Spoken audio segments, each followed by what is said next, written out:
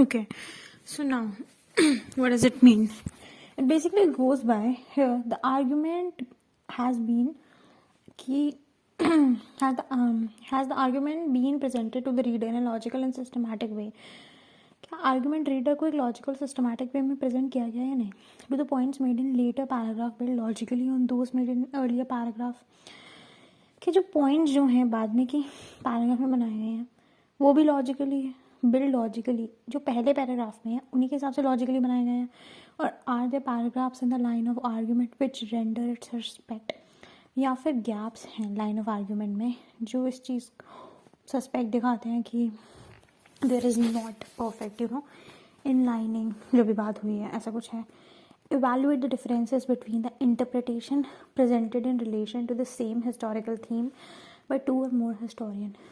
Differences evaluate करो interpretation के presented in relation to the same historical theme, जो same historical theme के relation में है by two or more historian, दो या दो से अधिक historian पे.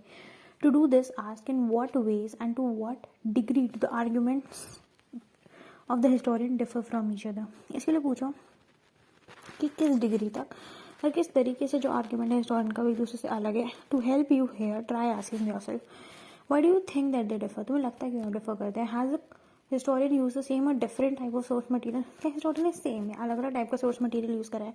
Have they use the source material in the same way और डिफरेंट वेज? क्या उसने सोर्स मटेरियल एक ही तरह से यूज करा है या डिफरेंट तरीके से यूज करा है? Do they approach the problem under discussion and the source material from different theoretical perspective?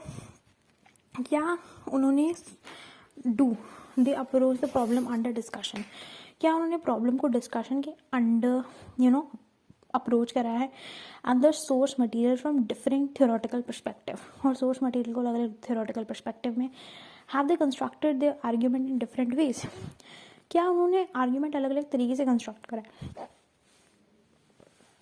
Are the work directed at the same और डिफरेंट टाइप ऑफ रीडर, क्या जो काम है किया गया है are the work directed the same और different type of reader, एक ही टाइप के रीडर के लिए करा है या अलग अलग टाइप के लिए करा है? What difference would this make to the way in which they have been written, क्या डिफरेंस ये करेगा क्रिएट उस तरीके से जिस हिसाब से ये लिखा हुआ है? Do the authors have similar or different background, क्या ऑथर का सिमिलर या फिर अलग अलग बैकग्राउंड है? Do they have different political ethical religious or cultural assumption, क्योंकि अलग अलग हर फील्ड में अजम्पशन है? And how might you been able to establish this, और तुम इस बात को कैसे स्टैब्लिश कर पाओगे? When did they write the question work in question, कब वो लोग जो हैं अपने काम में क्वेश्चन लगाते हैं, मतलब when did they write the works in question, मतलब क्वेश्चन मार्क क्वेश्चन पूछते हैं. And what difference might this make to this approach to the subject, और ये अप्रोच जो है किस तरीके से सब्जेक्ट में डिफरेंट है? Great criteria for secondary sources criticism question. पहला जो क्वेश्चन है वो है what is needed for a first class, what is needed for a upper second class, what is needed for a lower second class, what is needed for a third class, and what will constitute a fail. पहला first class, एक first class जो होता है वो secondary source के piece का criticism होता है. A first class piece of secondary source criticism will accurately वो आइडेंटिफाई करेगा ऑथर के इंटरप्रिटेशन को और प्रोसेस को जिसके कारण जो ऑथर या राइटर है उस इंटरप्रिटेशन पे आया. It will provide a perspective and detailed critical evolution, एक इससे आपको परसेप्टिव मिल जाएगा और क्रिटिकल एवैल्यूएशन भी मिल जाएगा, डिटेल क्रिटिकल एवैल्यूएशन इंटरप्रिटेशन का. And will not be afraid two point out the weakness, और इस तरीके से आप वीकनेस पे पॉइंट नहीं करोगे, तुम डरोगे वीकनेस पे पॉइंट करने के लिए. It will provide a perceptive and detail critical evolution of the interpretation and will not be able to provide out weakness of the author's interpretation. Where the work of two historians is being compared, the source criticism will demonstrate clearly where the historian interpretation differ from each other and will prove a critical and convincing explanation of these differences. जहाँ पे भी जो historian का criticism है अगर आप compare कर रहे हो दो को वो डिफर करेगा तो you can simply do one thing, you need to first compare करोगे तो आप सोर्स क्रिटिसिज्म बताओगे कि दो हिस्टोरियन हैं या हिस्टोरियन का इंटरप्रिटेशन है वो एक दूसरे से अलग क्यों है, और प्रूव करोगे क्रिटिकल और कन्विंसिंग एक्सप्लेनेशन इस डिफरेंस के. ठीक है. What is needed for an upper second class, upper second class के लिए क्या चाहिए? एक अपर सेकेंड क्लास के लिए एक पीस ऑफ सोर्स क्रिटिसिज्म चाहिए जो एक्यूरेटली ऑथर की इंटरप्रिटेशन को आइडेंटिफाई करेगा और कुछ रेलेवेंट कमेंट करेगा अबाउट द मीन्स जिसके कारण वो इंटरप्रिटेशन पे पहुंचा. Relevant comments is the addition है. ये आपको क्रिटिकल एवैल्यूएशन करने में मदद करेगा इंटरप्रिटेशन की. Way the work of two historian is being, जहाँ पे दो हिस्टोरियन का काम जो है वो कंपेयर किया जा रहा है.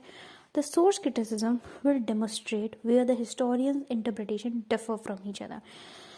सोर्स क्रिटिसिज्म ये बताने में मदद करेगा कि हिस्टोरियन का क्रिटिसिज्म अलग कैसे हो रहा है या डिफर कैसे कर रहा है एक दूसरे से, and will at least attempt to explain these differences, और कम से कम इन डिफरेंसेस को एक्सप्लेन करने की कोशिश करेगा.